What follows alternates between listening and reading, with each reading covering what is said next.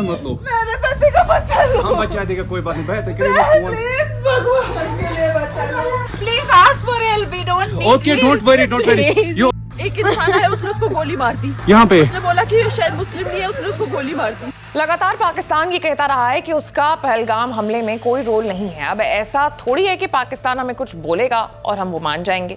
इसलिए आज मैं आपके सामने एक नहीं, दो नहीं, बल्कि पूरे 7 सबूत लेकर के आई हूं, जिससे ये बात साबित होगा कि पहलगाम हमले में सिर्फ और सिर्फ पाकिस्तान का ही हाथ है, उसकी ही साजिश है। वहां की सरकार का पूरा हाथ और जानबूझ करके इस हमले को करवाया गया है। सवाल ये उठता है कि आखिर भारत के पास ऐसे कौन कौन से सबूत हैं जो ये साबित करते हैं कि पहलगाम हमले में पाकिस्तानी आतंकियों का हाथ है।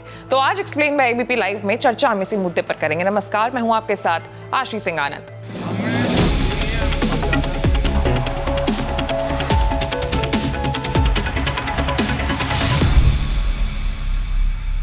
पहलगाम आतंकवादी हमले में 3 पाकिस्तानी आतंकियों के शामिल होने की बात सामने आ चुकी है। भारतीय एजेंसियों ने न सिर्फ ऐसा दावा किया है, बल्कि बाकायदा 3 आतंकवादियों के नाम उनकी स्केच भी जारी की है। लेकिन हमेशा की तरह पाकिस्तान ने इस वारदात में अपना हाथ होने की बात से इनकार किया। इसलिए अब कुछ सबूत मैं आपको बताऊंगी। तो हमले के लिए टीआरएफ का जिम्मेदारी लेना। टीआरएफ यानी द रेजिस्टेंस फ्रंट एक ऐसा आतंकवादी संगठन है जिसका जन्म ही लश्कर-ए-तैयबा से हुआ और इसी आतंकवादी संगठन ने पहलगाम में हुए आतंकवादी हमले की जिम्मेदारी ली।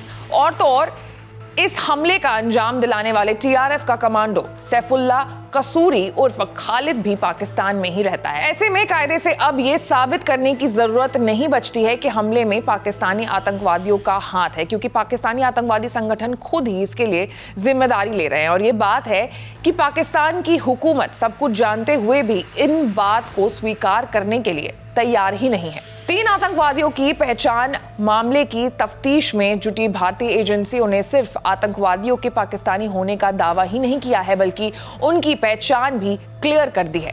मसलन उनके नाम क्या हैं, वो कहां के रहने वाले हैं, उन्हें कहां और कब ट्रेनिंग मिली है, उन्होंने कैसे भारत में घुसपैठ की। ये सारी जानकारी फिलहाल भारतीय एजेंसियों के पास है, जो अपने आप में पुख्ता और बड़ी बात है। इन तीनों पाकिस्तानी आतंकवादियों के नाम आसिफ फूजी, सुलेमान शाह और अबू तलहा बताए गए हैं और चश्मदीदों के हवाले से बाकायदा इनके स्केच भी जारी कर दिए गए हैं। टीआरएफ से जुड़े ये तीनों के तीनों आतंकी जो हैं पाकिस्तान अधिकृत कश्मीर यानी कि पीओके के रहने वाले हैं, जबकि इनके संगठन की सारी गतिविधियां पाकिस्तान के गुजरांवाला इलाके से संचालित होती है। इन 3 पाकिस्तानी आतंकवादियों के नाम आसिफ फूजी, सुलेमान शाह और अबू तलहा है, जो पीओके के रहने वाले हैं। हमले का तरीका भी हूबहू पाकिस्तानी आतंकवादियों जैसा ही है। जिस तरीके से हमलावरों ने पहले भारत पाकिस्तान सीमा में घुसपैठ की, जिस तरीके से वो कई महीनों तक जंगलों में छुपे रहे और जिस तरह उन्होंने घात लगा करके बेगुनाह सैलानियों को, पर्यटकों को निशाना बनाया। सिक्योरिटी एजेंसीज के मुताबिक वो पाकिस्तानी आतंकवादियों की पुरानी मॉडस ऑपरेंडी रही है। पाकिस्तानी आतंकवादी जम्मू कश्मीर में पहले भी इसी तरीके से कई आतंकवादी हमलों को अंजाम देते आए हुए हैं। ये और बात है कि धारा 370 हटने के बाद जम्मू कश्मीर में इससे पहले इतना बड़ा आतंकवादी हमला नहीं हुआ था और पहले आतंकवादियों ने इस तरह चुन कर सैलानियों को निशाना नहीं बनाया था। सिर्फ तरीका ही नहीं, ट्रेनिंग भी पाकिस्तान के जैसे आतंकवादी जिस तरीके से जंगल में छुप कर बैठते हैं, जिस तरह उन्हें हमले में अत्याधुनिक हथियारों और दूसरे गैजेट्स का इस्तेमाल किया है, जैसे वो वारदात को अंजाम देकर के फिर से जंगलों में गायब हो गए, वैसी ट्रेनिंग पाकिस्तानी फौज ही आतंकवादियों को दे रही है। चश्मदीदों से मिली जानकारी के अनुसार और गन शॉट्स को देखते हुए ये साफ पता चलता है कि हमले में AK-47 जैसे अत्याधुनिक और सोफिस्टिकेटेड हथियारों का इस्तेमाल किया गया है। इसके अलावा हमलावरों के पास बॉडी कैम, ट्रेनिंग ऐप और तमाम तरह के अत्याधुनिक साजो सामान भी थे, जो बगैर किसी फौजी ट्रेनिंग के मुताबिक हो ही नहीं सकते। घने पहाड़ी जंगलों में शून्य के आसपास वाले तापमान के बीच रहना और उन जंगलों में खुद को छुपाते हुए लगातार पैदल चलना कोई आसान काम नहीं होता है। ऐसा काम वही कर सकता है जिसे बाकायदा फौजी ट्रेनिंग मिली हो और पहलगाम हमले को अंजाम देने का तरीका जो है आतंकवादियों के इसी फौजी ट्रेनिंग का सबूत है। इसके अलावा जिन 2 भारतीय आतंकवादियों के इस हमले में शामिल होने की बात साफ हुई है, उनकी भी पाकिस्तान में ट्रेनिंग की बात सामने आई है।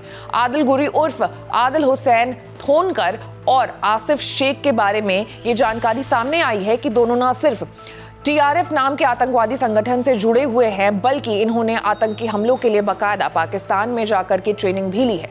फौज से जुड़े सूत्रों ने बताया है कि बिजबहेरा का रहने वाला गुरी 2018 में अटारी वाघा बॉर्डर के रास्ते पाकिस्तान गया था और वहां उसने आतंकी गतिविधियों को अंजाम देने की ट्रेनिंग ली।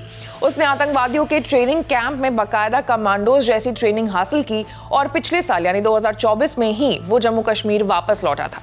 कश्मीर के दोनों आतंकवादियों की भी पाकिस्तान में हुई ट्रेनिंग 2 कश्मीरी आतंकी आदिल गुरी उर्फ आदिल हुसैन थोकर और आसिफ शेख के बारे में ये जानकारी सामने आई है कि दोनों ने न सिर्फ टीआरएफ नाम के आतंकी संगठन से जुड़े हैं, बल्कि इन्होंने आतंकी हमले के लिए बाकायदा पाकिस्तान में जाकर के ट्रेनिंग भी ली है। तो भले ही पाकिस्तान इस पूरे हमले से अपना पल्ला झाड़ता हो, लेकिन सबूत जो हैं वो आपके सामने हैं और पाकिस्तान कह कर थक जाए, चिल्ला कर थक जाए, लेकिन कोई भी देश, कोई भी इंसान ये कभी नहीं मानेगा कि इतने बड़े आतंकी हमले के पीछे पाकिस्तान का हाथ नहीं है। इस पूरे मामले पर आपकी क्या राय है, आप हमें कमेंट में जरूर बताएं और इस तमाम बड़े खबरों से अपडेटेड रहने के लिए हमारे चैनल को लाइक, सब्सक्राइब और शेयर करना ना भूलिएगा। मैं थी आपके साथ आशीष सिंह आनंद।